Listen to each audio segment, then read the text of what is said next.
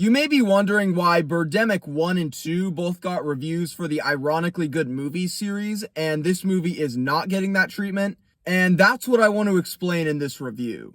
The first Birdemic is a work of genius. It's arguably the greatest ironically good movie of all time. It's so perfect in its badness that it's become one of my all-time favorite movies. The second movie isn't quite that, but it still has some of that same magic. They both are very funny for similar reasons, which I laid out in their respective reviews. But then we got a 9-year gap before this third movie came out, and 9 years later, it just isn't the same.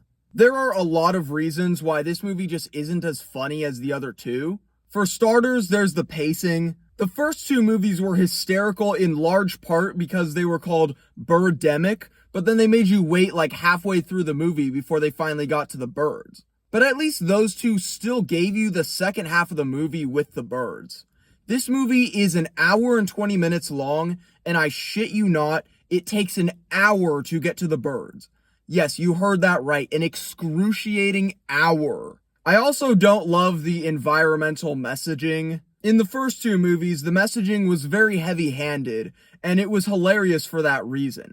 But at least it wasn't in every single scene of the movie. Seriously, I don't think there's a single scene in this movie that doesn't end with the characters either lecturing or being lectured about global warming. Do not do a drinking game with this, you will die.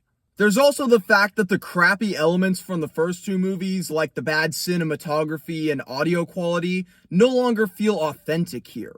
Instead, they kind of feel like James Nguyen being self-aware and deliberately making them as bad as possible because, haha, you liked them in the first two movies. And that takes away a lot of the charm that those first two movies had. Finally, there's just nothing new here. Say what you will about part 2, and there is plenty to say, but it at least innovated a little bit beyond what was done in the original movie. This one doesn't do that in any way. So while there were a couple moments that got a chuckle out of me, even those were just redos of scenes that were funnier in the first two movies. And because I'm not enjoying it on that ironic level, I'm forced to evaluate this movie on its merits, of which it has none.